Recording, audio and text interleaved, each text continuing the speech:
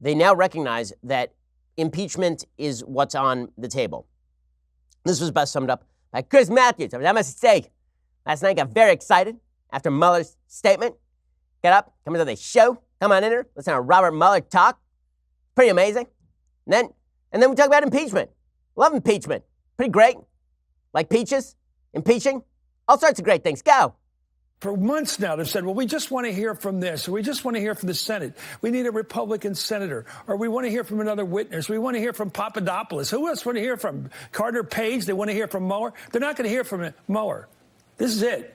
So the train whistle's blowing, and Pelosi's got to make a decision. And it can't be a waiting game like I'm being audited, like Trump plays. It can't be a game of kicking the can down the road. It's now or no or never. And I think that's the tough question for her. It's always been, are you willing to say no to impeachment?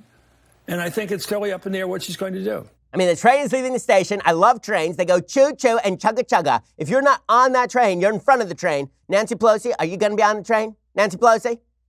Get on the train, Nancy. Or don't get on the train. I don't care. I'm going to go back home and play with my trains.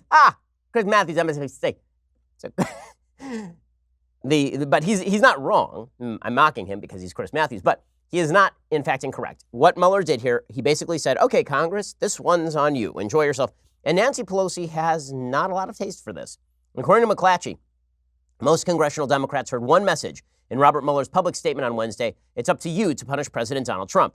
But House Speaker Nancy Pelosi signaled unwillingness on Wednesday to take a leap that many on the political left have already made: impeachment. Investigating and potentially impeaching Trump dominated Capitol Hill talk on Wednesday, both behind closed doors, where influential Democrats urged starting an inquiry, and out loud among progressives demanding action. Pelosi did not utter the word Wednesday in a terse 5-paragraph statement issued 2 hours after Mueller left it to Congress to investigate Trump further. The Congress holds sacred its constitutional responsibility to investigate and hold the president accountable for his abuse of power. The Congress will continue to investigate and legislate to protect our elections and secure our democracy. The American people must have the truth. Blah, blah, blah, blah, blah. Now, the reality is that the House Judiciary Committee has not been calling the proper witnesses. They've not been subpoenaing the proper witnesses. They've not been asking the proper questions. In fact, it is not even clear that they are going to subpoena Robert Mueller in all of this. There are rumors floating around Capitol Hill yesterday that even Democrats don't want Mueller to testify for a couple of reasons. One, Mueller may get up there and say, yeah, I didn't reach a determination on obstruction. That's up to you guys. I'm not going to sit here and do your work for you. I was not allowed to do that by the rules of the DOJ, and I didn't reach a conclusion.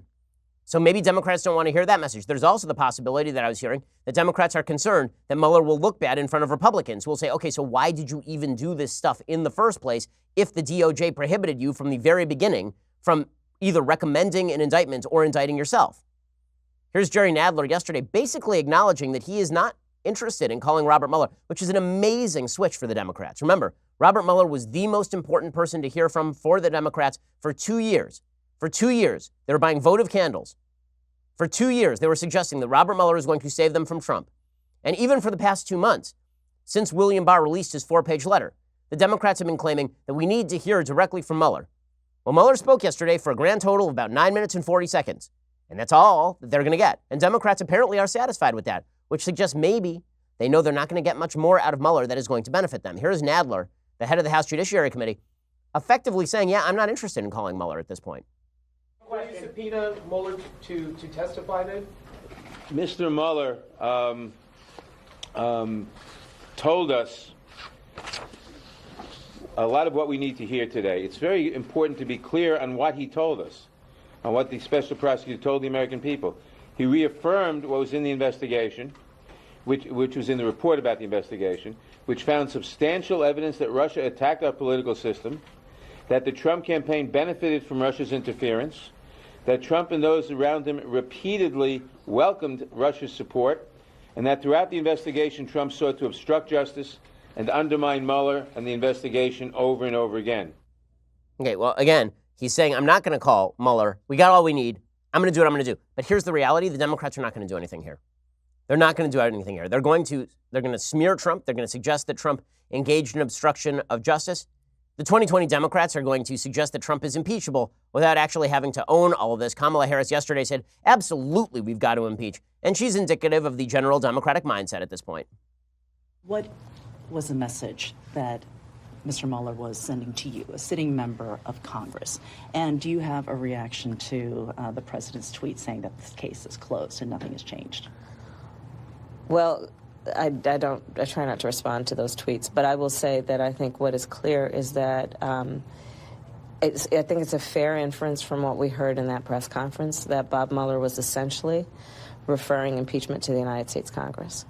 Okay, so she actually went further than that on MSNBC. She actually said that President Trump should be prosecuted and locked up. So we have shifted from lock her up to lock him up.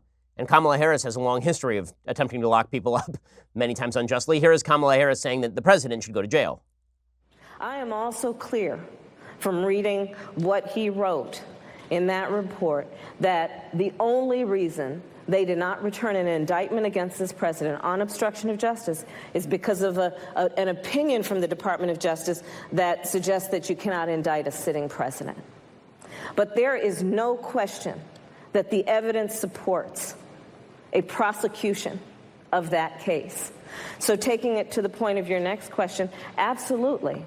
Okay, so this is easy for the 2020 candidates to say. It's not so easy for Nancy Pelosi. They are going to slow play it, despite Chris Matthews saying that it's time for the Democrats to poop or get off the pot. They are not going to do that. Nancy Pelosi is going to slow play this. Nancy Pelosi is not interested in moving forward with impeachment. She's got too many moderate members of her own caucus who exist in suburban areas where the vote is closely split. And she's deeply afraid that those people lose their seats.